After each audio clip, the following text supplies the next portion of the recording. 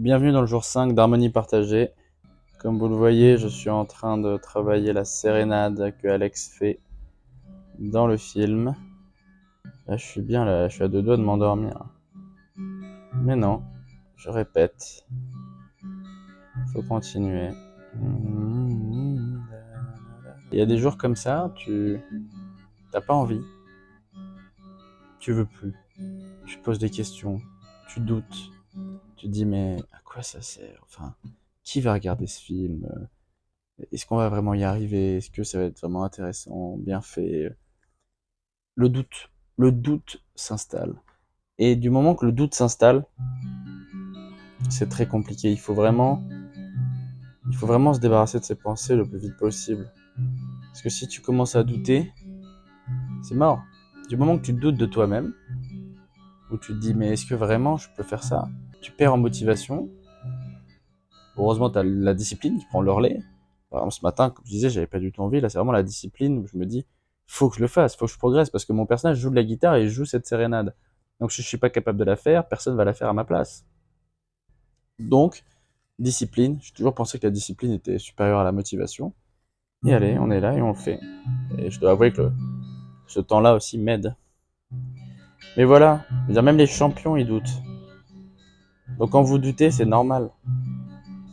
Quand vous prenez des risques sur quelque chose, c'est normal de douter à un moment. Et il faut continuer à travailler, à y croire, aller jusqu'au bout.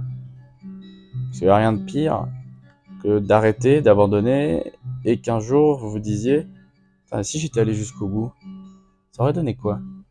En vrai, avouez le nombre de fois qu'on commence un truc. On commence un truc, et on se dit, ouais, on tient sur tel nombre de mois ou tel nombre de sessions, et finalement on va jamais jusqu'au bout.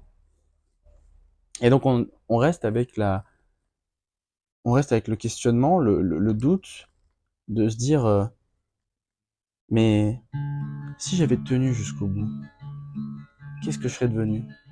Qu'est-ce qui se serait passé? Est-ce que j'aurais réussi?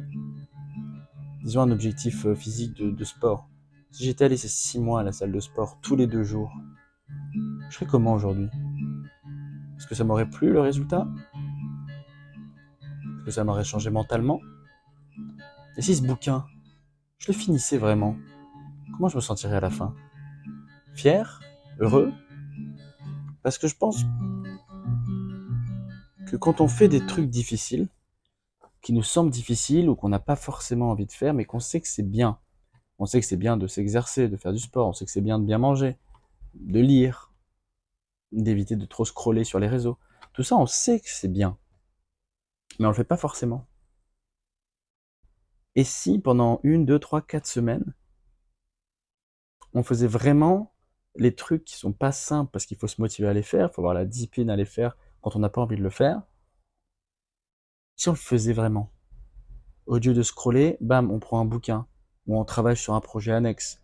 Par exemple, là, au lieu de scroller sur les réseaux, je me dis, allez, je travaille ma sérénade, je lis ce bouquin, je travaille sur un autre projet, comme je le disais. Je vais au sport, je prends un risque, je sors de ma zone de confort. Finalement, on est fier de nous à la fin de la journée. Vous savez, cette sensation qu'on a quand on veut pas faire quelque chose dont on sait que ce serait bien qu'on le fasse, et on le fait, et à la fin on dit, bon, ça a été difficile, mais je suis fier de l'avoir fait. Et on se sent bien, on se sent heureux. Je pense que c'est comme ça qu'on peut être vraiment heureux assez facilement, parce que, en fait, c'est simple. L'idée, elle est simple, c'est l'exécution qui est difficile. Mais sinon, c'est simple. Faites ce qu'il faut faire. Et à la fin de la journée, vous êtes heureux. Vous êtes fier de vous, d'avoir travaillé, d'être sorti de votre zone de confort, d'avoir tenté ce truc qui vous faisait peur, d'avoir vraiment travaillé sur ce projet qui vous tient à cœur, ou cette langue que vous voulez apprendre depuis des années, ou ce livre que vous voulez terminer depuis 10 ans, qui est là sur votre étagère et qui n'a pas bougé. Bah, la fierté qui accompagne ça, pas pour les autres, pas pour dire j'ai lu ce livre, j'ai fait ce sport, regarde maintenant j'ai des abdos. Non, et pour vous-même. Pour vous-même. Ce challenge avec ce film, c'est aussi pour moi-même, pour voir si j'en suis capable, pour être fier de moi à la fin, même si le projet n'atteint pas ce que j'aimerais qu'il atteigne. Je vais me dire, ok, je l'ai fait, j'y suis allé. Et je regretterai pas de me dire, J'ai jamais essayé d'écrire mon projet. Du coup, j'ai jamais réussi à avoir un rôle sympa dans un film important, assez avec beaucoup de répliques, tout ça. On me donne pas ma chance. J'ai pas envie de regretter de pas avoir tenté de me donner ma propre chance avec un casting, en fait, avec une histoire que j'ai écrite moi.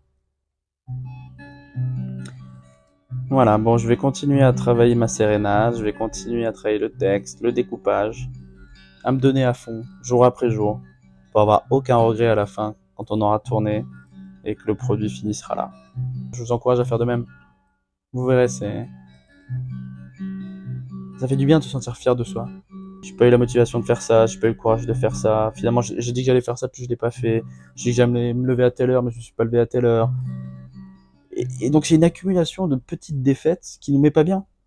Et si on inversait la tendance avec une accumulation de petites victoires, et là on se sent bien. On se sent bien, on devient accro à ça, et on progresse. Bon, je vous fais des bisous. On se voit demain pour le jour 6 d'Harmonie Partagée. Et en attendant, battez-vous pour vos rêves. Et rendez-vous fiers, vous, avant toute chose. Be happy and smile.